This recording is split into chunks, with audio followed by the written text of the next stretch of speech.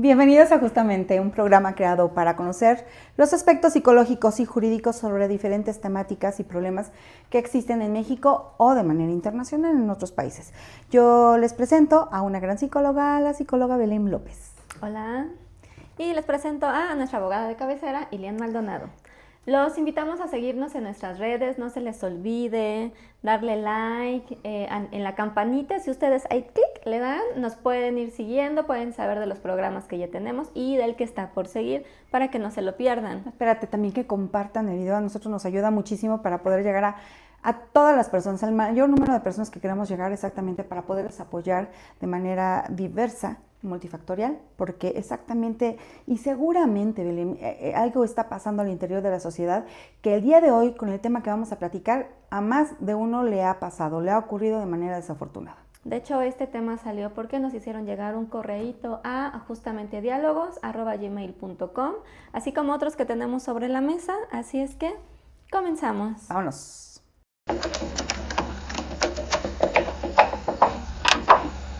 Bien, pues Ilian, un golpe puede terminar en un moretón o podemos perder la vida. Pero ¿qué hay de esas palabras que nos dicen y que resuenan? Se nos quedan para toda la vida. Hoy, Belén, no quisimos tocar un caso en particular de los que nos hayan tocado, tanto tú desde el punto de vista psicológico o desde el punto de vista legal. Quisimos abarcar lo más posible sobre este tema, este tópico tan delicado que es la violencia familiar. En muchas ocasiones, de manera silenciosa, hemos sido víctimas de algún tipo de violencia en todo el trayecto de nuestra vida y no nos dimos cuenta. Y nos ha generado o nos está generando una huella que es difícil de sanar. ¿Qué saben ustedes? ¿Qué les ha tocado vivir? ¿Qué han tolerado? ¿O ni siquiera se han dado cuenta de aquellos malos tratos silenciosos? Y de aquellos más evidentes que todo el mundo conocemos y sin embargo normalizamos, permitimos o desconocemos. Así es que sobre la mesa, Ilian, violencia familiar. Belén, tengo una inquietud. Desde el punto de vista psicológico, ¿qué es o qué debemos entender por violencia familiar? La violencia familiar es todo acto de sumisión, de maltrato, de opresión, de vejaciones que realizan con la intención de causarnos un daño. Hay diferentes tipos de violencia. Voy a citar un ejemplo. Violencia psicológica, me dicen cosas para hacerme sentir mal. Violencia económica, cuentan cada uno de los pesos que yo tengo y me hacen un barrido con lo que hice o dejé de hacer. Barrido es como... Me cuentan cada peso o me lo quitan por completo. Violencia social, no te juntes con ellos, te restringen con quién juntarte o te hacen creer que no son las mejores personas para aislarte socialmente. Está también la parte sexual, que tiene que ver no necesariamente con obligarme, que también es parte de realizar actos en contra de mi voluntad, pero también hay un control de únicamente es cuando yo decido, en el momento en el que yo decido, de la forma en la que yo estoy decidiendo. Y obviamente pues el que la mayoría conoce y que sí identifican más claro lamentablemente, pero ese es el más grave de todos, que es la violencia física, en donde ya hay golpes. Entonces todo acto de maltrato, humillación, vejación y control con intención de causarnos daño, eso es la violencia familiar. Yo quiero ahondar un poquito más en este punto, porque exactamente dijiste los tipos de violencia en materia psicológica. Te cuento un poquito en la rama jurídica qué es lo que pasa. En efecto, la definición que tú utilizas de manera psicológica tiene muchos elementos importantes que se manejan o que se establecen en el Código Civil de la Ciudad de México. Me voy a basar solamente en el de la Ciudad de México porque es donde estamos grabando y es en nuestro territorio. Entonces ahí te va. La violencia familiar, en efecto, mi querida Belén, tiene que ver con un acto o una omisión que se realiza de manera intencional. Y eso exactamente es para someter a alguien, para realizar no solamente un sometimiento, sino también una situación de control que tenga que ver con los tipos de violencia, ya sea física, psicoemocional, en este caso se estableció este término, psicoemocional, económica y sexual, como bien lo comentaste tú. Y exactamente el objetivo es que te lleguen a realizar un daño, pero este puede ser dentro del domicilio o fuera del domicilio. Entonces, si tú te das cuenta, en efecto, en materia familiar existen estos tipos de violencia que en efecto tienen que ver con lo que tú comentaste. En la violencia física puede ser realizado con cualquier objeto y con cualquier instrumento, pero también con sustancias.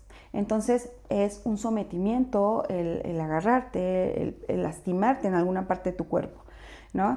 Entonces, en cuanto a la violencia sexual, por ejemplo, puede ser cuando te obligan a tener relaciones sexuales y tú no quieres, o cuando te lastiman inclusive. Entonces, la psicoemocional, que obviamente tú perfectamente la manejaste, estar intimidando, amenazando, la famosa celotipia, que es algo muy complicado. Y bueno, te cuento un poquito. En materia penal, sí tienen los mismos, pero aumentan un poquito más. Los tipos de violencia que hay como tipo penal, como algo que se tiene que sancionar de 1 a 6 años de prisión, es exactamente violencia física, como la conocemos, pero también existe la violencia económica, violencia patrimonial, violencia que va en contra de los derechos de reproducción, violencia psicoemocional. Entonces, estamos ante esta situación en materia penal. Era algo que quería comentar también contigo, porque sí, van muy de la mano la violencia familiar que tú comentas con lo que encontramos jurídicamente, ¿no? Es que justo por eso está, justamente, porque van muy de la mano la connotación o el tinte psicológico con las implicaciones legales por la comisión de un probable delito, que es lo que se va a investigar. Pero si las personas no identifican que, por ejemplo, el que te digan, oye, ¿por qué te vistes así? Oye, como que con esa ropa te ves muy entallada, hasta el grado está de muy decirte escotado, ¿no? cómo Muy vestirte. escotado. Tu falda está muy corta. Entonces es, bueno, pues es normal, lo dice porque lo quiere. Pero eso es un delito que con un abogado, de la mano con un psicólogo, pueden ser ayudados. Y aquí es importante mencionar esta parte, Ilian.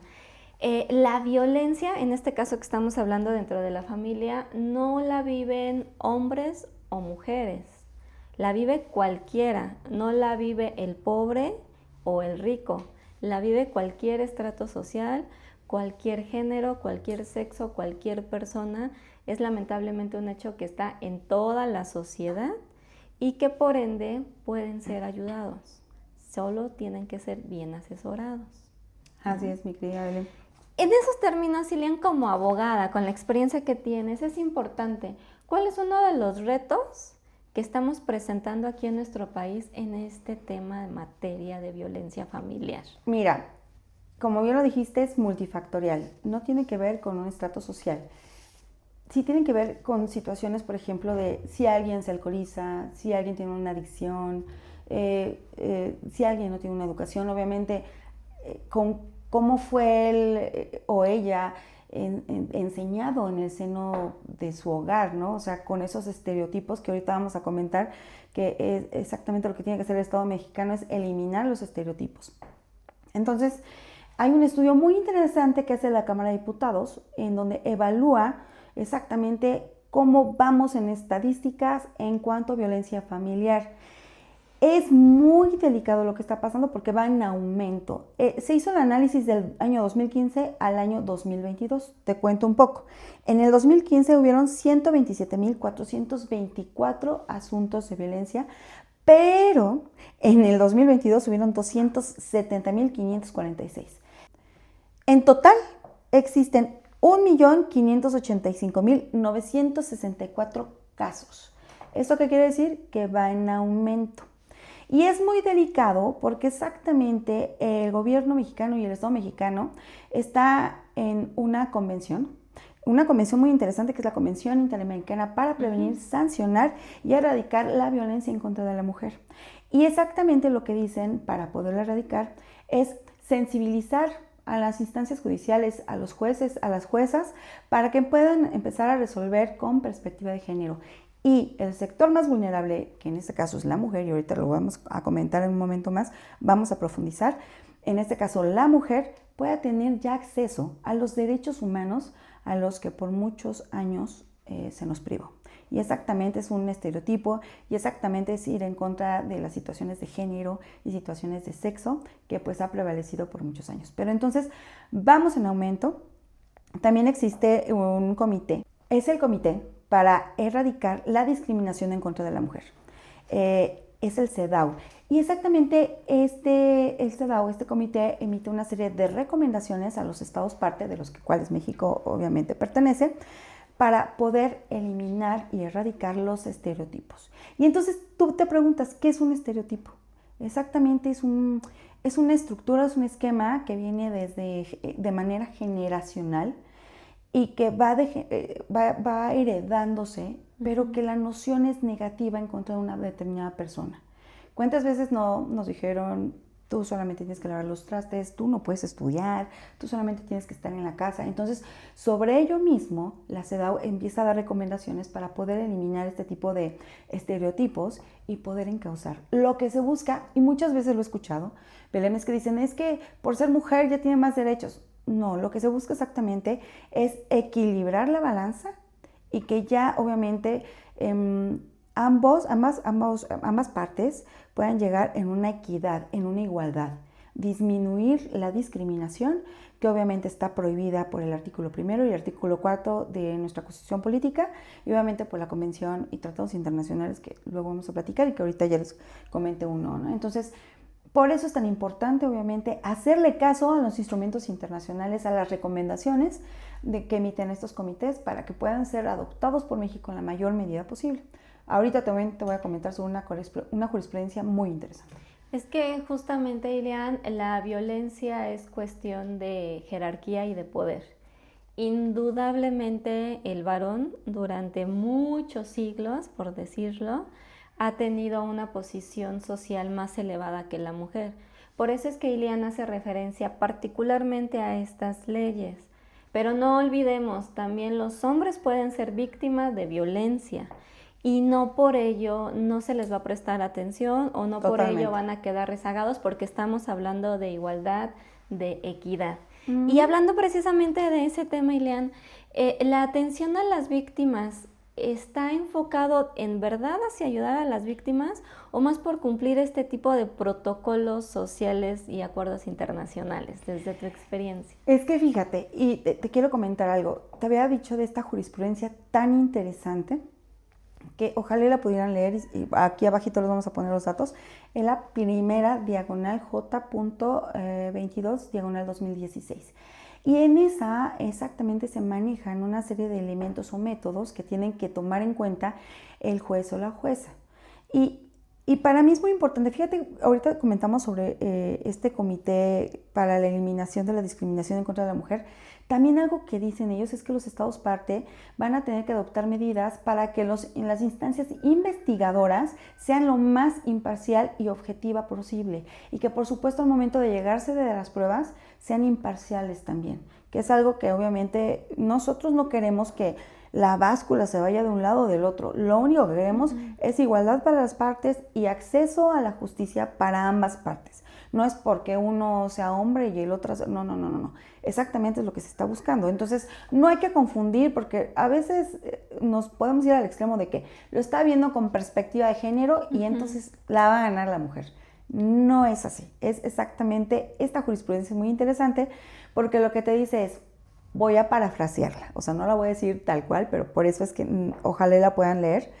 En el primer momento, lo que tienen que hacer los jueces o las juezas, al momento de generar esta sensibilización sobre el tema, es que tendrán que verificar los elementos de poder que existan entre las partes en donde haya una desigualdad. Entonces, lo que van a hacer es equilibrar primero.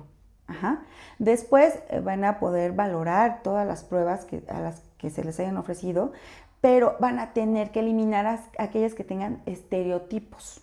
Esa es una obligación del juez. Pero también para poder allegarse de mayores elementos va a poder solicitar más pruebas el juez o la jueza, ¿no? Y otra situación también muy importante es que Una de las consideraciones que se tienen que ventilar dentro de esta, que determina esta jurisprudencia, es que se puede cuestionar el derecho para verificar si sí o no es neutral. Y por último, es pues tener un lenguaje inclusivo, porque estamos hablando de estereotipos en razón de género y de sexo, y obviamente se tiene que respetar toda esta situación con las personas, ¿no? Así es que si tú eres hombre y has sido víctima de violencia, denuncia. Y si has sido mujer, también sí te vamos a escuchar. Y las autoridades están para equilibrar, para ser objetivos, para atender, pero sobre todo para ayudar. En la parte psicológica te puedo comentar que obviamente cuando están en todo este proceso se hacen peritajes, se hacen evaluaciones psicológicas, entre otros, para identificar precisamente si se está mintiendo, si se presenta sintomatología, por qué se está diciendo que son víctimas. Entonces, no es cuestión de, porque eres mujer, ganaste, o porque eres hombre, perdiste, o viceversa. Se trata de equilibrar y hacer que la ley funcione como tiene que ser. Y en efecto, se tienen que verificar y cumplir los estándares, más si hablamos de la niñez, Belén, claro, que ahorita también vamos a tocar ese tema porque tiene que ver con la eliminación de la violencia familiar por el interés superior de la niñez, que eso es algo que debemos de puntualizar muchísimo. Yo sí te quiero preguntar, Belén, con toda la experiencia que tienes, con todos los asuntos que hemos platicado, porque sin duda alguna las periciales en materia psicológica son bien importantes y tú has hecho más de una vez esas periciales. Y te quiero compartir que es uno de los elementos o pruebas directas que un juez necesita para verificar que haya existido violencia verbal. Eso y la declaración de la víctima. Es bien importante que lo sepan todos los que nos están viendo y escuchando, que son dos elementos que el juez toma en consideración y relevancia como pruebas directas, y en un ratito más les voy a comentar un asunto que aconteció en Jalisco con estos elementos. Entonces, con todo esto que tú sabes, ¿cuáles son las señales tempranas que deben de ser así para nosotros como focos rojos, pero que pasan desapercibidas? Hay una medición que pueden encontrar, simplemente lo googlean, creado por el Instituto Politécnico Nacional, que se llama violentómetro. Entonces, aquí nos menciona cuáles son estas características o situaciones más comunes, porque no aborda todas, pero sí las más comunes, las más evidentes, y nos explica que va la violencia de menor grado a lo más grande y lo más evidente, ¿sí? Por ejemplo, si te encuentras en una situación en la que no te sientes cómodo o no te sientes cómoda, te están señalando, te sientes juzgado y hay una intención de hacerte sentir mal, ahí es un foco rojo. Pero es como, no es que la violencia sea menos grave o más grave, pero en este violentómetro lo que nos explica es que es de menos a más. Entonces, primero te sientes algo incómodo o te sientes algo intranquila. Acto seguido o un poquito más adelante ya hay un señalamiento directo, como lo que decías, porque te vistes así, cámbiate, estás escotada, esta ropa que traes llama mucho la atención. Poquito más adelante, entonces ya te piden que te cambies la ropa, pero no por favor, te exigen que te cambies la ropa, ¿sí? Okay. Un elemento más elevado, entonces con esa ropa no sales, te quedas, ya no vas, me avergüenzas. Ya ahí ya no solo te están juzgando la ropa y te están señalando, te están restringiendo socialmente, te están sacando del grupo social, ¿sí? En este sentido, la violencia es como una espiral ascendente en donde se va repitiendo un ciclo llamado violencia y cada vez va siendo más grave hasta que llegue el momento en el que el más evidente, que todo el mundo conocemos y que lamentablemente pocas víctimas salen de ahí, es cuando te golpeo porque no haces lo que yo quiero, como cambiarte la ropa, y el golpe es de menor a mayor hasta que pierden la vida, ¿sí? Okay. Entonces, que te digan cómo vestirte, que te juzguen la manera de ser, que te aíslen de tus seres queridos, que te alejen de tus redes sociales, de tus redes de apoyo, que te cuenten el dinero. Entonces, la violencia va en un espiral ascendente que va de menos a más, en donde la máxima expresión de violencia y la que lamentablemente todos conocemos e incluso a veces dejamos pasar, también es la violencia física. Por ejemplo, en la violencia física puede empezar como te doy ahí un golpecito de ay, cálmate. Después te doy un golpe más fuerte, te dije que te callaras. Después ya viene el pellizco o te abrazo de la cintura y te jalo y ya no lo hagas. Y te retiro, otra vez te estoy aislando socialmente. Uy. Y ya en privado te suelto a la cachetada, te doy una patada. Exactamente, ese dominio, el ¿no? control, el dominio. La sumisión. Y después, ¿qué decimos? Me caí de las escaleras, es que fue sin querer, es que no fue a propósito. ¿Por qué los justifican, Belén? Y justificamos esa parte, ¿no? ¿Por qué? ¿Por qué las víctimas justifican ese proceder? Porque dicen, pues no hay tema, o sea, lo hace porque me quiere, se le pasó un poquito la mano, no midió, no pensó que me iba a hacer tanto daño.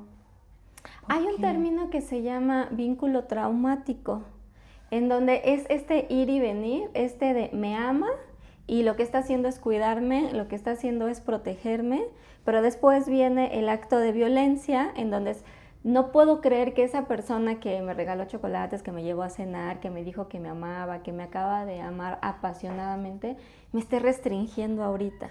Uh-huh. Y también hay algo que se llama ganancia secundaria.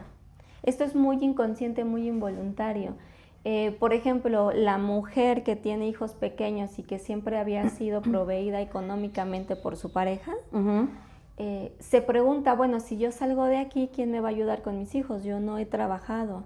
Entonces se genera este vínculo de desprotección que creemos que si seguimos ahí, por lo menos vamos a tener este cuidado, pero que si salgo de ahí, entonces, ¿qué va a pasar conmigo? Indefensión aprendida. Entonces, hay una serie de síntomas y cuestiones psicológicas que anclan a la víctima y que no solo se trata de, pues, déjalo, déjala, córtala, denuncia. Hay muchos casos, lamentablemente, de denuncia que después se arrepienten. Otorgan el perdón, que ese término se me hace... Otorgan el perdón y ya no continúan con el proceso. Muchas de esas víctimas, Ilian, lamentablemente terminan perdiendo la vida porque obviamente el victimario, en la mayoría de los casos, han sido denunciados por mujeres porque los evidenciaron. Pero también hay casos de hombres en donde justo por haber denunciado a una mujer, pues se burlaron de ellos, porque que no eres machito, que no le podías dar, hasta las mismas autoridades, que no podías haberle soltado una cachetada, no puedes tener a tu mujer quieta.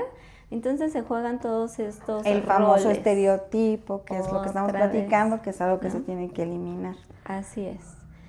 Justo, Ilian, ¿qué te gustaría, con tu experticia desde el derecho, qué mitos te gustaría eliminar con esta temática? Para empezar, te quiero comentar que la violencia familiar no solamente se da entre esposos o exesposos, o concubinas, o concubinarios, o exconcubinas, o exconcubinarios, ¿no, Belén? Es algo que también debemos de saber y de aprender. En materia familiar, puedes ejercer violencia familiar, que son todas las que ya les comenté y que comentó también Belén. Puede ser hacia ascendientes sin límite, o sea, abuelitos, papás, bisabuelitos, tatarabuelitos, o puedes ir hacia abajo en línea descendente, hijos, nietos, etcétera, etcétera. Pero también pueden ser los colaterales en cuarto grado, tío, abuelo, nieto, sobrino, pero también pueden ser entre adoptado y adoptante, entre aquel que el tutor y el incapaz. Eso se da mucho en materia familiar. Las sanciones en sí son pérdida de la patria potestad, guardia y custodia, régimen de convivencias. Por ahí se va esta situación. ¿Pero qué pasa en materia penal? En materia penal también son estas personas que te acabo de comentar, pero existe una forma de hacer alusión a ciertas personas que se llaman relaciones de hecho. Las relaciones de hecho tienen que ver con todos aquellos que tengan una relación de pareja, pero que no vivan en el domicilio. Los novios, Belén. Novia, novio.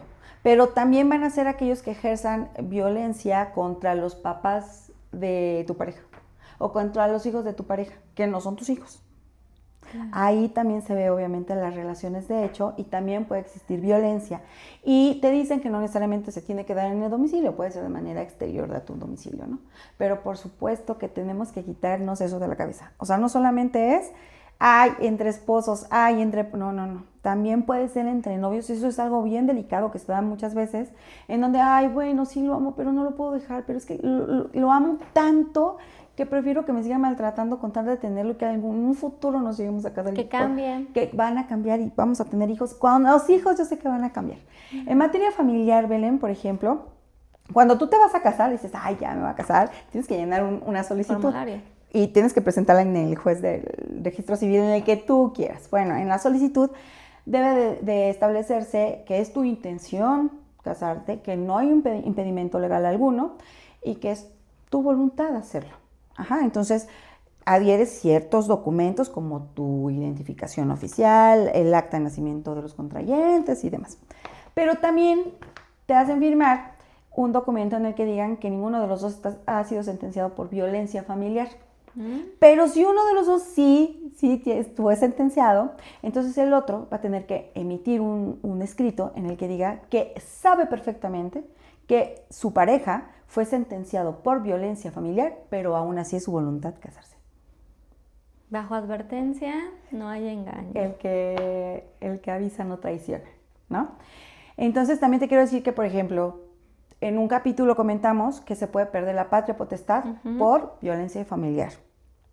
Y también algo que quiero comentarte es que se puede anular el matrimonio cuando tienes 60 días solamente para hacerlo. Pero cuando es exactamente cuando hayas surgido, te hayas casado, estando en el matrimonio, hay este tipo de violencia que pone en riesgo tu vida, tu libertad, tu salud. Entonces, hayas cesado, tienes 60 días para decir, quiero anular mi matrimonio porque realmente ya fui víctima de violencia, hombre o mujer, cualquiera de las dos personas que estén en este vínculo, quiero anular mi matrimonio, pero sí tienes 60 días. Una vez que hayas cesado el acto de violencia, tienes 60 días para realizarlo. Entonces, eso es muy importante comentarlo, eliminar todos este tipo de prejuicios de que solamente a los esposos, no. Los abuelitos también pueden, en este caso, denunciar violencia familiar. Que ese es otro título de un programa que tenemos sobre la mesa. Sí. Quiero comentarte, Ilian, me llegó el asunto, fíjate, eran dos chicas que estaban viviendo juntas, eran pareja, pero una de ellas violentaba de las diferentes formas que hemos mencionado a quien me llegó a buscar. Pero la que me llega a buscar me dice que fueron varios años de estos diferentes tipos de maltrato y en una golpiza que le estaban propinando, ella sujeta a su entonces pareja, la somete sobre la pared y le dice, tú a mí no me vuelves a hacer daño. ¿Quién crees que denunció la violencia? Te escucho. La pareja. Quien había ejercido violencia durante años fue quien la denunció porque al momento de ponerle un estate quieto, se sintió vulnerable. Sí, pero presionó con demasiada fuerza y dejó marca física y eso fue suficiente para que la denunciara. Entonces llega y me dice, Belén, soy sumamente violenta, maltraté a mi pareja y ahora estoy en un proceso legal, ¿sí? Obviamente me presenté como su psicóloga, en ese entonces acudió al Instituto de la Mujer, me mandaron llamar, ya llevaba una representante legal, se esclarecieron las cosas y no fue violenta, se defendió, ¿sí? Pero la primera persona que fue a denunciar fue a quien primero escucharon, entonces tampoco se dejen llevar porque al principio no me están poniendo atención o ahora me la están volteando, ¿sí? Hay estrategias jurídicas y psicológicas que nosotros observamos y analizamos con pruebas científicas para poder esclarecer y con objetividad ayudar y auxiliar. Oye, por ejemplo, ¿sí? Un hombre y una mujer cuando están o fueron víctimas de violencia familiar, ¿actúan igual? O sea, ¿reaccionan igual? La reacción podría ser diferente porque a lo mejor al hombre no se le va a excluir de la sociedad, ¿no? Solo es un ejemplo. pero también va a tener esta sintomatología de violencia. O sea, van a presentar signos y síntomas muy similares, pero desde el tipo de violencia o los tipos de violencia que estuvieron viviendo. Fíjate que, por ejemplo, en materia penal, la violencia contra los derechos de reproducción está interesante porque el tipo penal es exactamente porque la mujer puede decidir sobre su cuerpo cuántos hijos puede tener y el método anticonceptivo. Entonces, este tópico es interesante porque exactamente es ella la que determina, en este caso, por el final es su cuerpo, ¿no? Claro. Entonces, me surge esa duda porque la que te pregunté, porque realmente podríamos decir en muchas ocasiones que el hombre puede reaccionar diferente siendo víctima de violencia que una mujer. Es que tú lo estás viendo, cual buena abogada que eres, desde la parte jurídica. La psicología no observa únicamente comportamientos, son signos y síntomas que encuadramos a partir de una experiencia que te está sobrepasando, en este caso llamada violencia, ¿sí? Pero yo no voy a determinar si tú fuiste víctima de violencia, yo presento signos y síntomas derivados de un acto de opresión, de humillación, de vejación y de otras cosas. ¿Sí?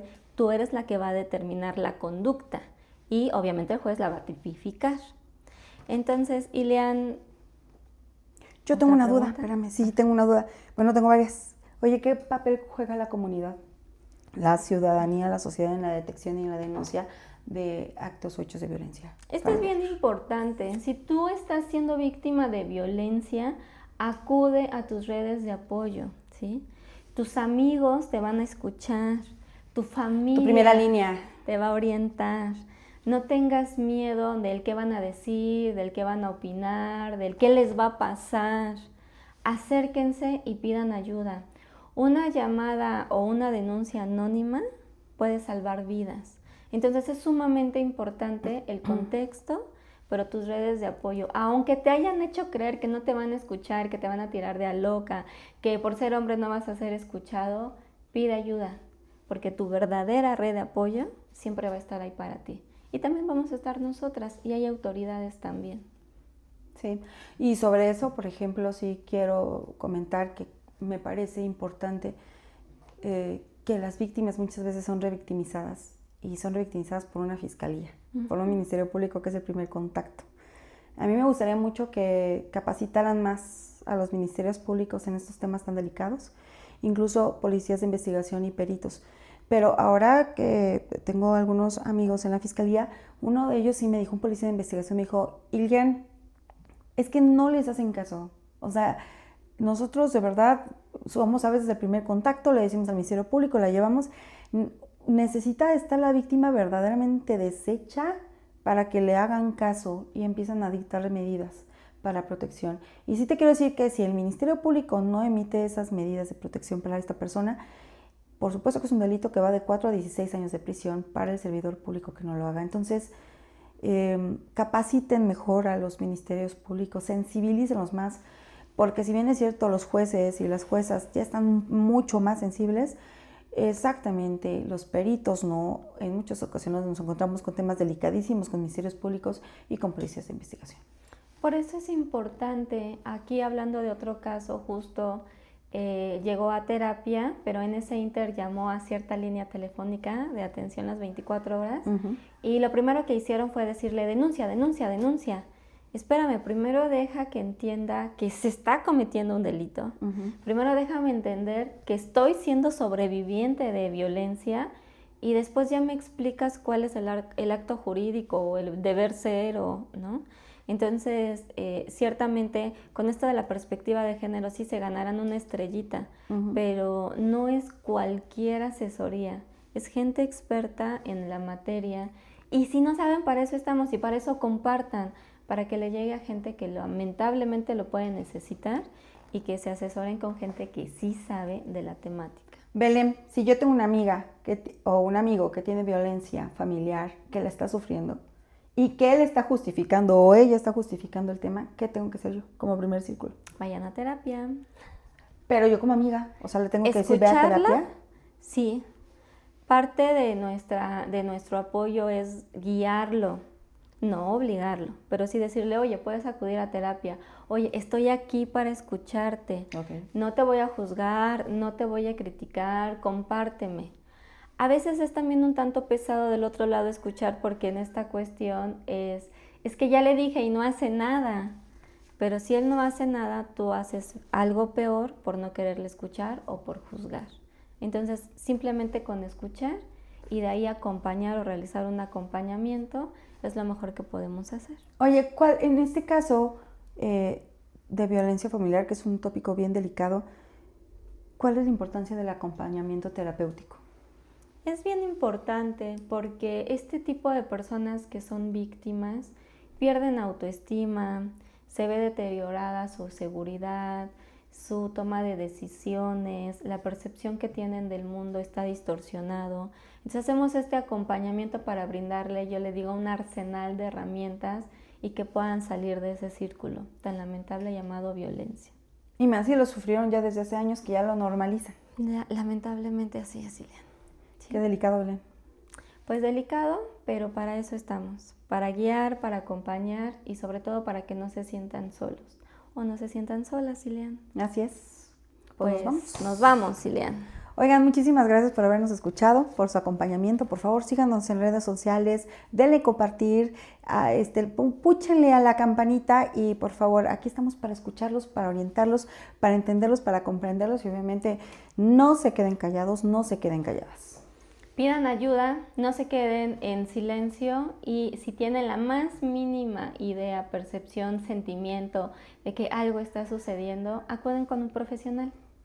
Nos despedimos, Lilian.